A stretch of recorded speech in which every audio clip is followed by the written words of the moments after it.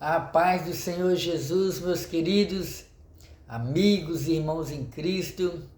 Esse é o canal Embaixadores de Cristo, estudos bíblicos, e esse que vos fala é o seu amigo, irmão em Cristo Edmilson. Aqui estamos para uma vez mais meditarmos na palavra do nosso Deus. E eu quero convidar você, juntamente comigo, atentarmos para aquilo que o Senhor tem para nos dizer. Você que ainda não se inscreveu no nosso canal, quero desde já convidar você a se inscrever e fazer parte dessa família maravilhosa, a família que pertence a Jesus, a família que cada dia mais está se preparando para herdarmos as mansões celestiais. Jesus prometeu, que um dia voltará para buscar a sua igreja. E nós cremos nessa palavra. Hoje nós estaremos meditando na palavra do Senhor, no Evangelho de Cristo, segundo escreveu o apóstolo Mateus, no capítulo 24. Capítulo 24, a partir do versículo 12. E por se multiplicar a iniquidade, o amor de muitos se esfriará, mas aquele que perseverar até o fim será salvo. E este evangelho do reino será pregado em todo o mundo, em testemunha a todos os gentios, em testemunha a todas as gentes, e então virá o fim. Amém. Somente esses 3 versículos aqui para a nossa meditação. A palavra do Senhor nos diz que o Senhor Jesus Cristo, quando esteve nesse mundo, ele não deixou os seus discípulos desapercebidos. Ou seja, ele sempre deixou bem claro para os seus discípulos que era necessário que ele fosse rejeitado, era necessário que ele fosse preso, julgado injustamente, condenado, morto, mas ao terceiro dia ele iria ressuscitar. A palavra do Senhor nos diz que o Senhor Jesus Cristo também fazia questão de alegrar os discípulos, falando sobre a vida eterna, falando sobre a volta dele, falando sobre a nova Jerusalém, falando sobre o céu, falando também sobre o inferno. E a palavra do Senhor nos diz que um certo dia o Senhor Jesus Cristo estava diante do templo ali em Jerusalém. Isso está registrado nos evangelhos, e aqui em Mateus capítulo 24, a partir do primeiro versículo, diz a palavra do Senhor que Jesus estava com seus discípulos no templo ali em Jerusalém.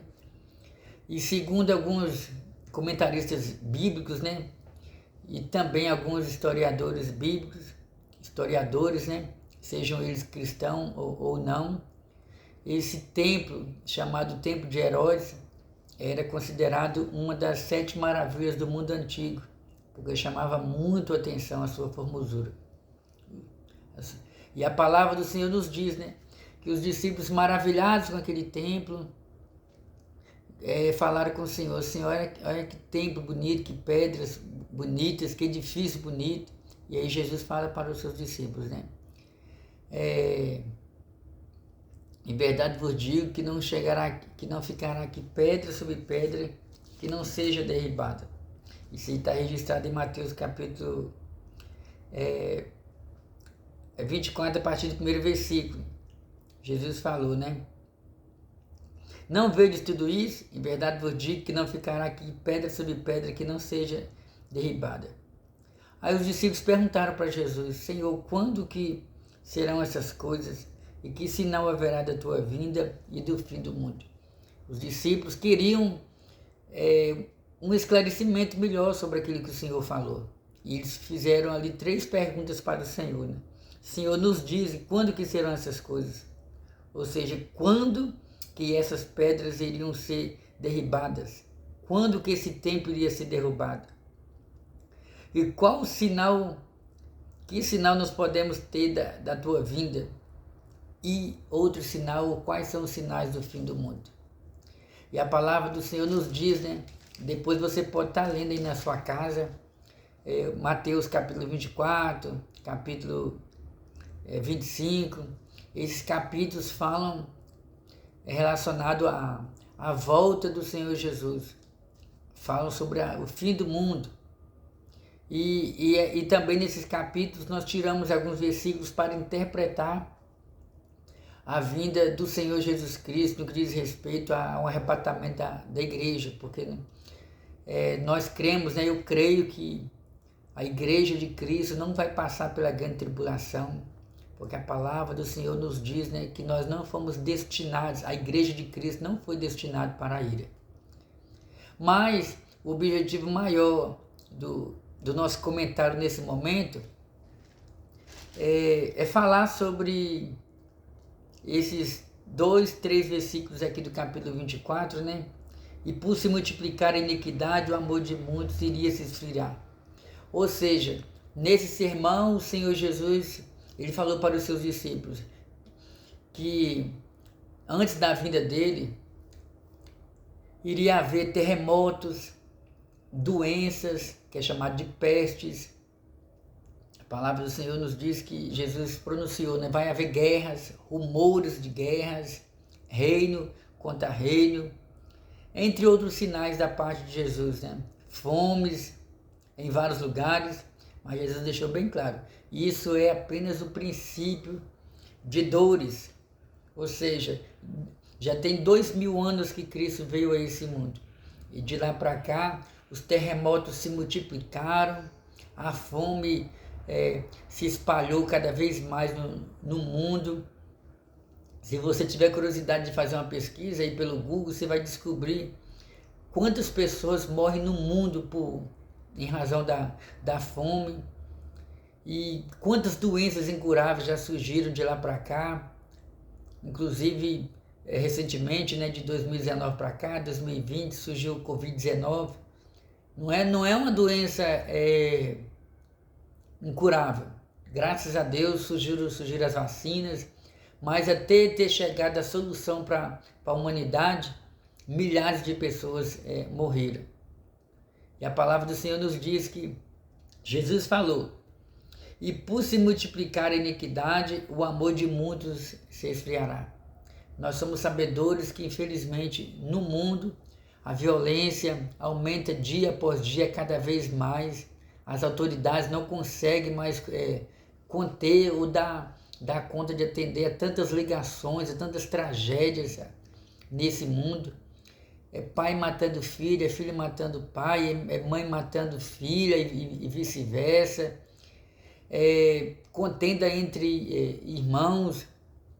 Não existe mais aquele amor que existia antigamente entre muitas famílias, né? Quantas famílias, quantos pais se revoltam e fica sabendo de alguma coisa que acontece na família que não agradou ele, vai lá e comete uma tragédia, destrói a família toda e acaba suicidando.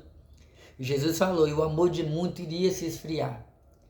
Aí eu interpreto esse amor de muitos, e por se multiplicar a iniquidade, o amor de muitos iria se esfriar. Eu interpreto esses 2 versículos de duas maneiras. A primeira é essa que eu estou me referindo, né? Que o amor para com o próximo, o amor para com o semelhante, tem diminuído cada vez mais no mundo. Mas eu interpreto também essa passagem como o amor a Deus, o amor a Deus. A palavra do Senhor nos diz que a igreja de Éfeso era uma igreja fervorosa, uma igreja cheia do Espírito Santo, uma igreja que buscava o Senhor, mas houve períodos naquela igreja que aquela igreja caiu em decadência espiritual. Se você tiver curiosidade de conhecer um pouco mais sobre a igreja de Éfeso, que foi uma igreja fundada pelo apóstolo Paulo, ou por um dos membros da equipe do apóstolo Paulo, depois você pode estar lendo o livro de Atos dos Apóstolos, leia também a carta do apóstolo Paulo, né, a carta aos Efésios. Porém, lá no livro de Apocalipse, quando Jesus manda 7 cartas para 7 igrejas da Ásia, uma carta também é destinada à igreja de Éfeso. E Jesus falou com o apóstolo João, e João escreveu. Tenho, porém, contra ti, cristãos de Éfeso, esse acréscimo aqui é meu. Tenho, porém, contra ti, que deixaste a sua primeira caridade. Em outras traduções bíblicas, o seu primeiro amor. Então o Senhor Jesus falou, né, que por se multiplicar a iniquidade, o amor de muitos iria se esfriar. E Deus, ele nos diz que nós não podemos perder esse amor ao Senhor. Muitas das vezes a gente se dedica muito a fazer a obra de Deus, a gente se dedica muito a fazer obras de caridade, a gente se dedica muito a ajudar o semelhante, a gente se dedica muito a pregar o Evangelho e assim por diante. Isso tudo é louvável, tudo isso é importante, mas primeiramente a gente tem que ter o amor a Deus, o nosso Salvador. Aí vamos fazer como Maria, a irmã de Marta, fez. Jesus visitou Marta e Maria na aldeia de Betânia. Ao chegar lá, Maria deu atenção para Jesus, ficou aos pés de Jesus. Maria quis aproveitar aquela oportunidade e Marta ficou mais envolvida com os trabalhos de casa. E Marta falou, Senhor Jesus, Marta me deixa sozinho fazendo tudo que tem que fazer aqui dentro de casa, em outras palavras, tem muita coisa para fazer. E aí Jesus falou, Marta, Marta, você está fadigada com tantas coisas, mas uma só é necessária. E Maria buscou a melhor parte.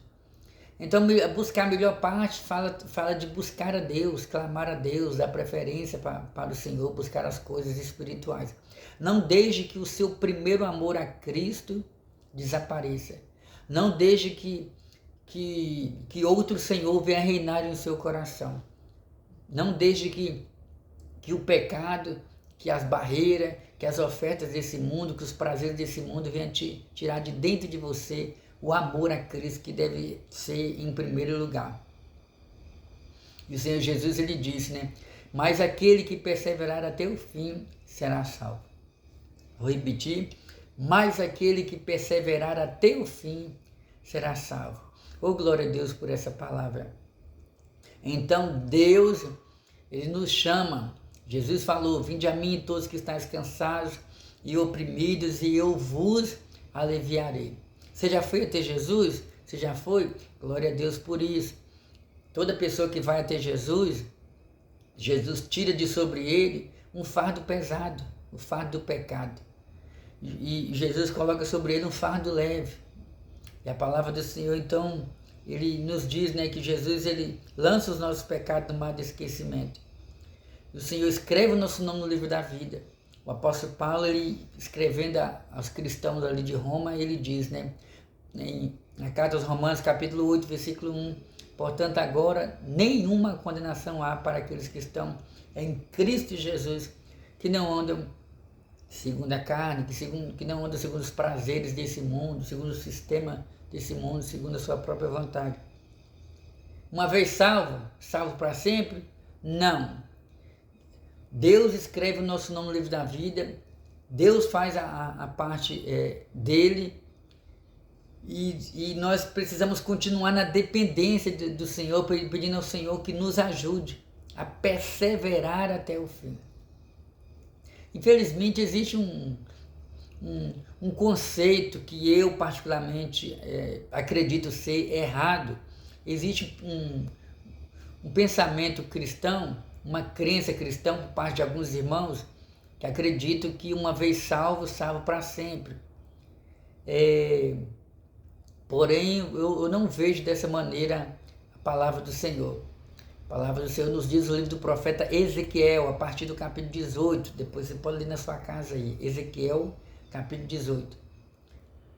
Lá o título do capítulo diz, a responsabilidade é pessoal.